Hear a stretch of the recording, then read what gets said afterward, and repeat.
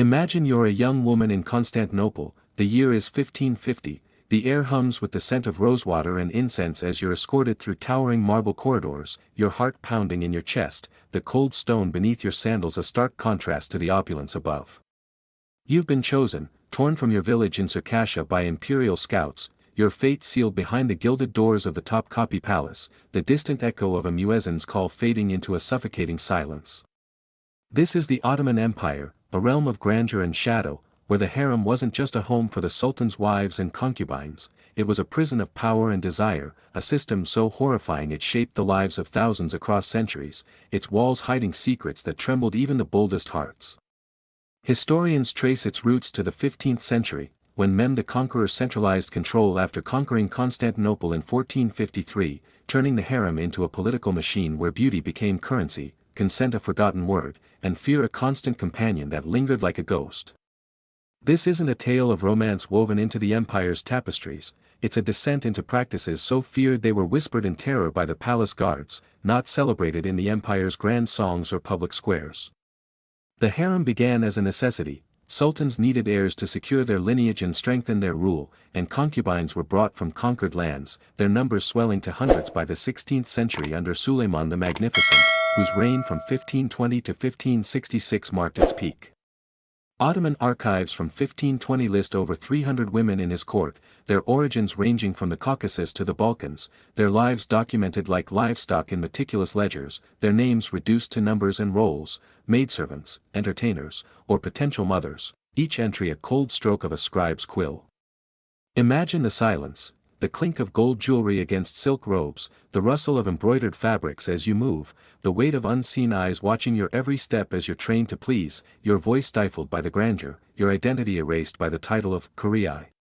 The Valide Sultan, the Sultan's mother, ruled this domain with an iron will, her authority ensuring obedience, her favor a lifeline in a sea of rivals, her presence a shadow that loomed over every whispered conversation. Was this luxury or a gilded cage designed to trap the soul, its bars invisible yet unbreakable? The question lingers as you're measured for a new role, your reflection in a polished bronze mirror revealing a stranger's face, your past a fading memory. Girls as young as 12 were taken, their families paid off with silver coins that jingled like a mockery, their innocence a price for imperial stability, a practice so systematic it chilled the empire's soul, its echoes reverberating through the palace walls and into the streets beyond. The scale was staggering. By 1600, the harem housed over 400 women, their quarters a labyrinth of intrigue where alliances formed and broke over a sultan's fleeting glance, where a smile could mean power or a death sentence in the shadows. Excavations near the palace reveal hidden passages, their walls etched with scratches and faint pleas from desperate hands, a testament to the confinement that drove some to madness. Chroniclers like Evliya Çelebi, writing in the 17th century, noted the harem's power, its women influencing wars, shaping succession, and even toppling viziers, yet their voices were silenced by law, their influence a double-edged sword that cut both ways. The air thickens with tension, the scent of perfumed oils wafting from brass burners, the murmur of eunuch guards patrolling with heavy steps, the dread of being summoned to the sultan's chambers where the air grew heavy with anticipation. If this shocks you, hit that like button and comment, what drove this system of control that turned lives into pawns? Medical texts from the period, preserved in Istanbul's Topkapi archives, hint at treatments for forced pregnancies, injuries from abuse, and the toll of confinement, a grim nod to the reality beneath the opulence, a reality that spread beyond the palace walls to the empire's farthest reaches. A secret woven into the fabric of its rule. But the harem was just the beginning of this dark tapestry. What happened when sultans turned their desires outward, to practices that defied even the empire's strict laws and shocked its own people, practices that stretched into the provinces and beyond? The answer lies in the shadows of the court, a secret waiting to unravel with each step deeper into this history. Are you ready for more? Smash that like button if you are, and subscribe now to uncover the next layer of this chilling history.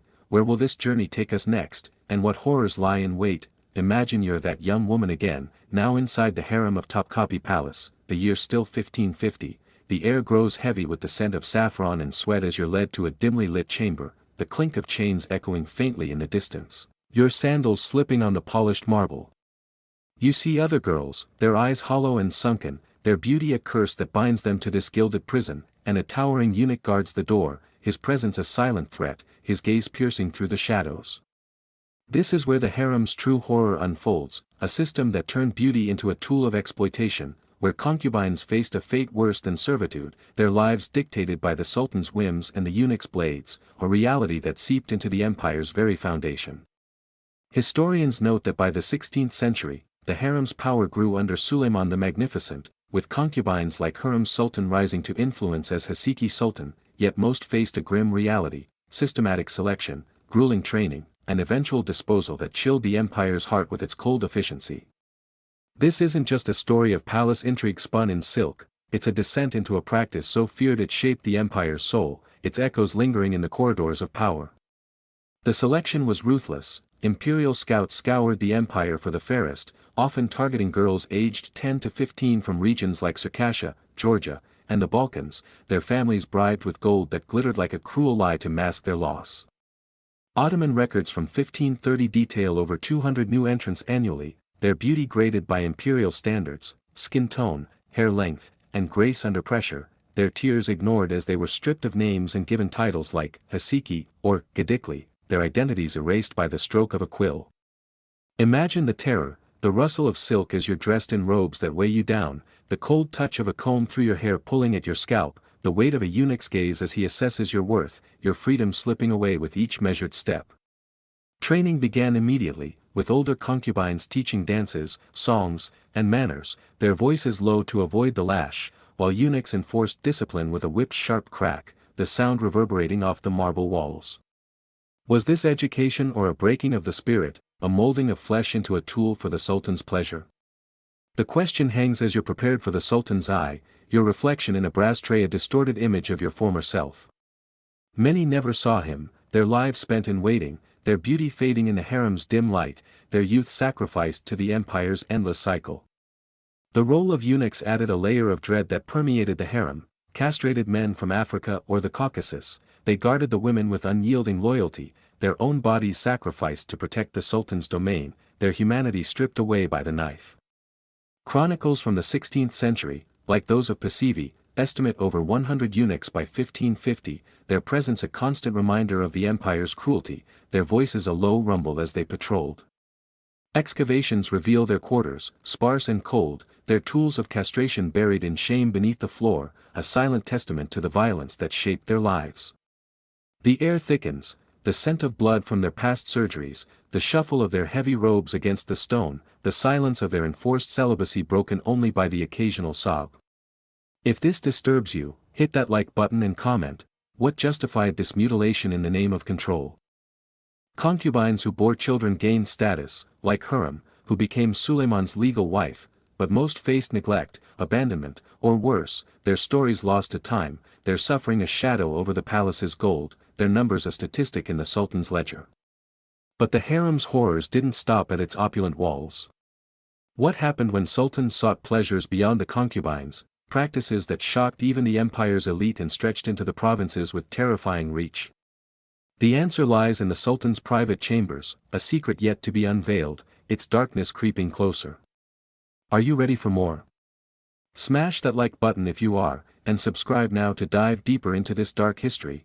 Where will this path of shadows lead us next? Imagine you're a girl from a Balkan village, the year is 1560, the air carries the bitter scent of smoke as Ottoman soldiers storm your home, your mother's cries piercing the dawn as they drag you away, your wrists bound with rough rope that chafes your skin.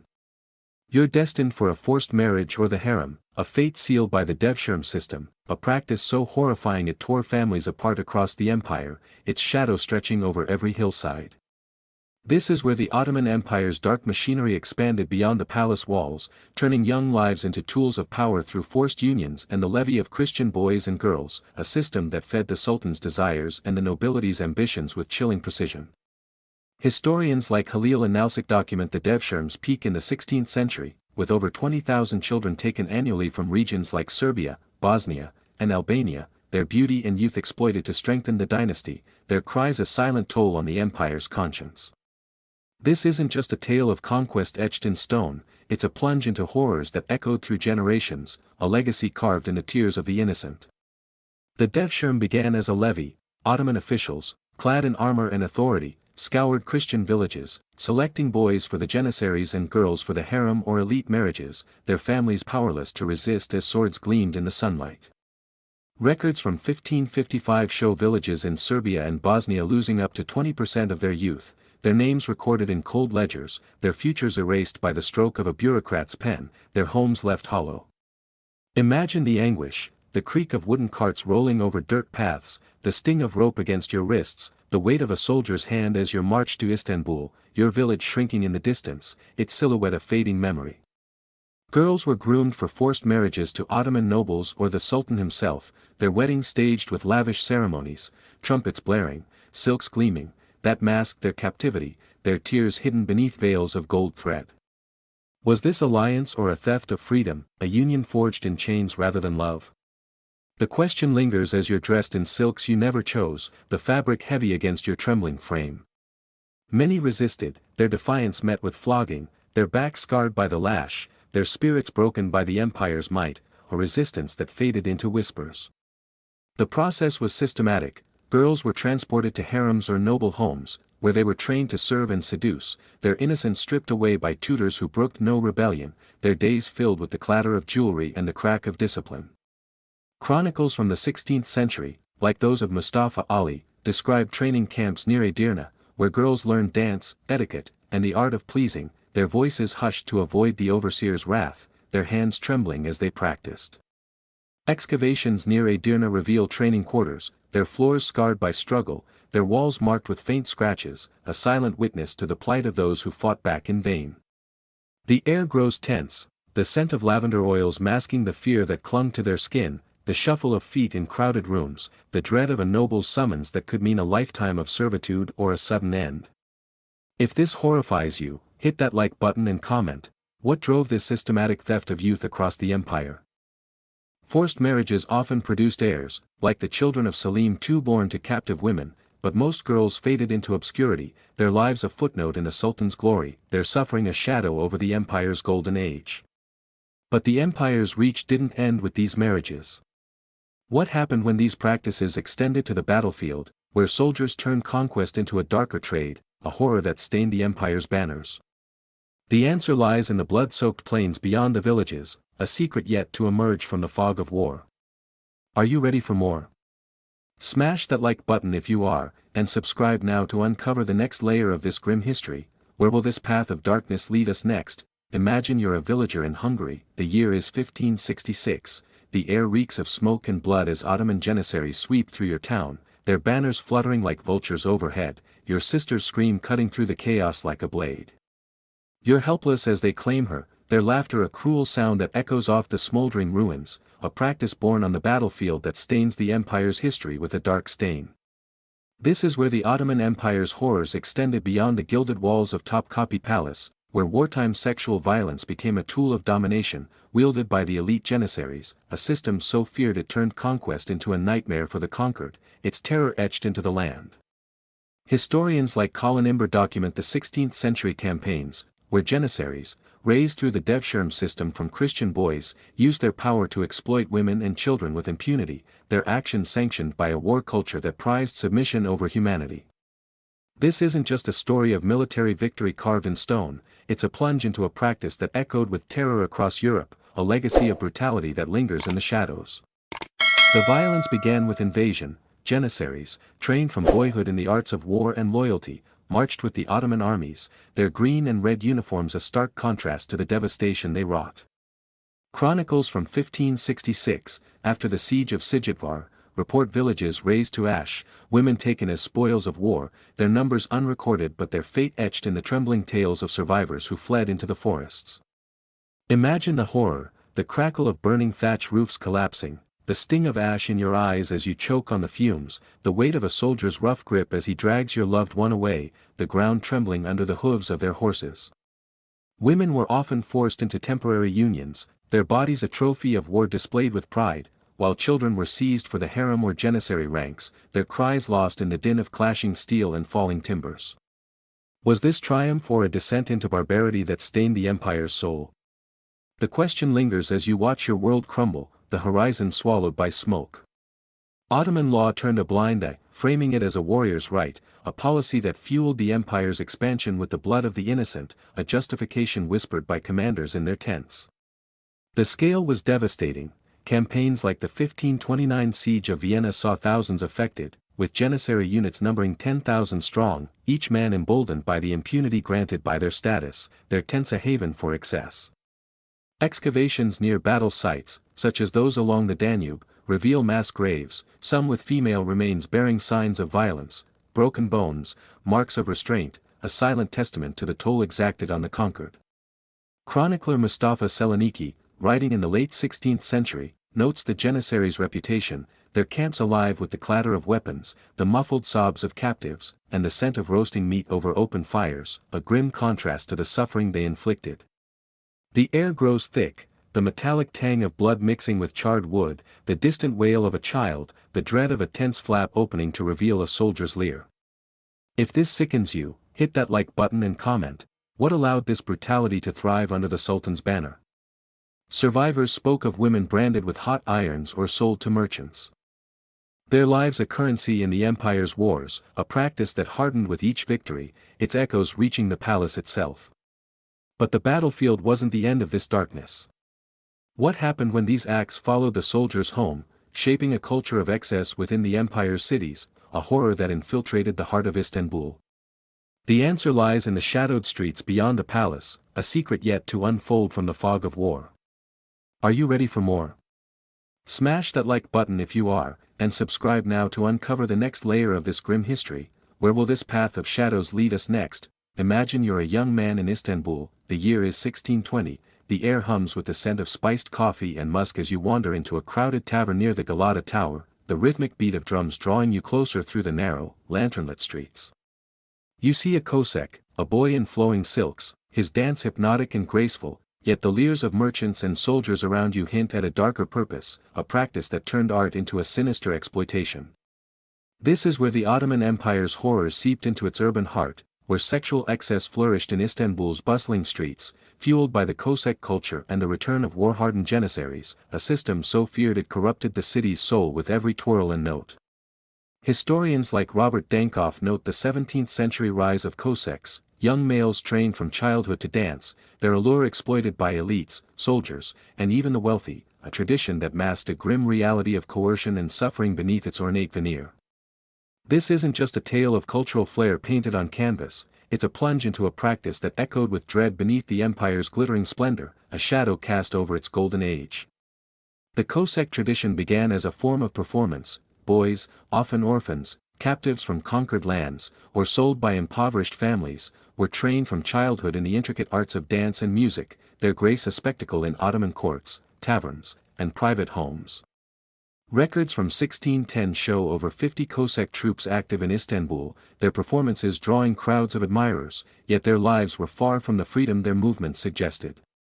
Imagine the tension, the jingle of tiny bells sewn into their ankle bands, the brush of silk against their skin as they spin, the weight of a patron's predatory gaze as they sway, their forced smiles masking a deep-seated fear.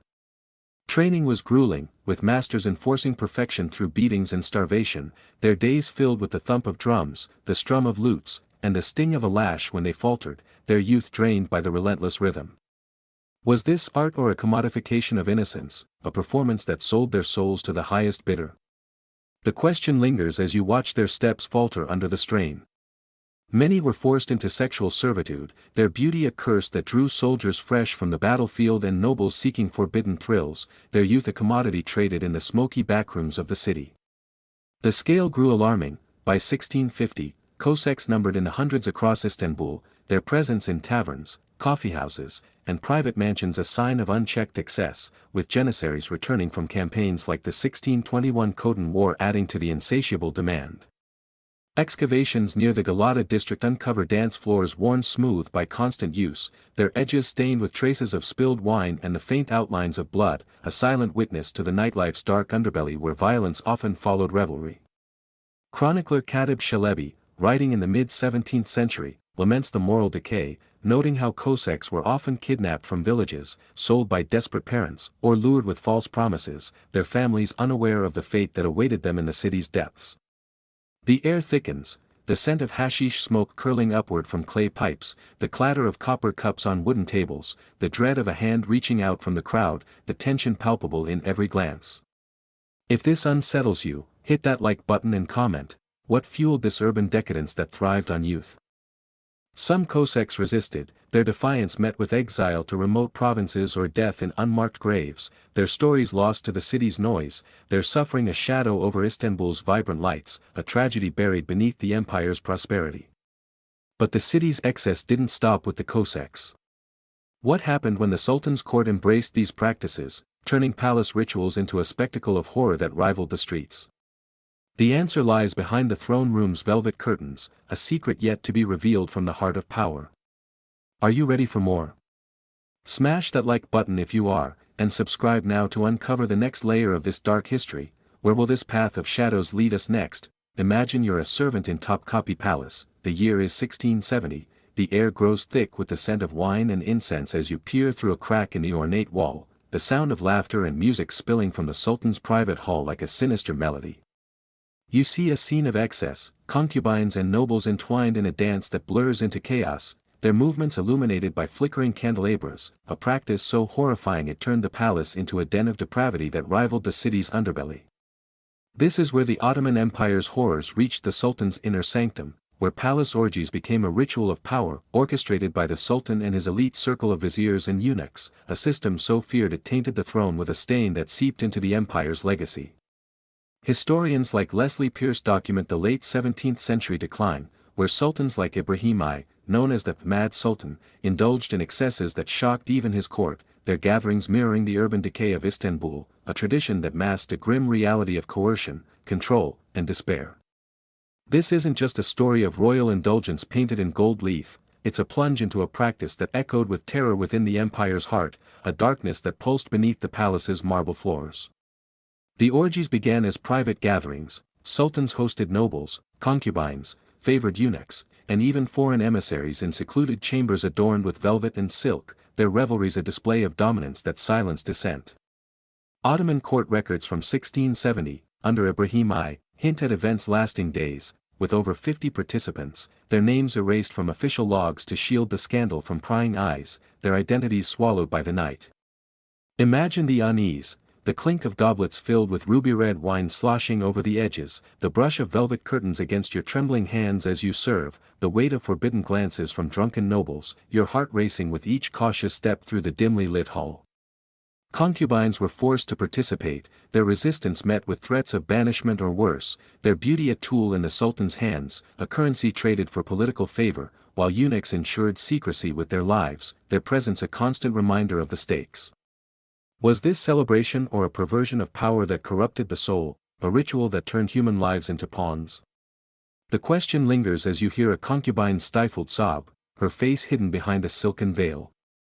These events often ended in exhaustion, with some women disappearing into the palace's labyrinthine depths, their fates a mystery buried in the Sultan's silence, their absence noted only by the servants who cleaned the aftermath. The scale was staggering. By the 1680s, under Mehmed IV, such gatherings spread to other royal palaces like Edirne, with reports of hundreds involved, their excess a symptom of the empire's weakening grip on morality and order. Excavations near the harem quarters reveal hidden rooms, their walls marked with faded stains of wine and scratches from desperate hands, a silent testament to the violence that followed the feasts, the air still heavy with the ghosts of the past. Chronicler Naima, writing in the late 17th century, describes the court's moral collapse, noting how nobles competed to offer their own slaves or concubines, turning the palace into a marketplace of flesh where beauty was bartered for influence. Their laughter a hollow sound against the marble. The air thickens, the scent of spilled wine mixing with the sweat of revelers, the murmur of drunken voices rising and falling, the dread of being noticed by a leering gaze that promises danger. If this appalls you, hit that like button and comment, what drove this descent into debauchery that stained the throne?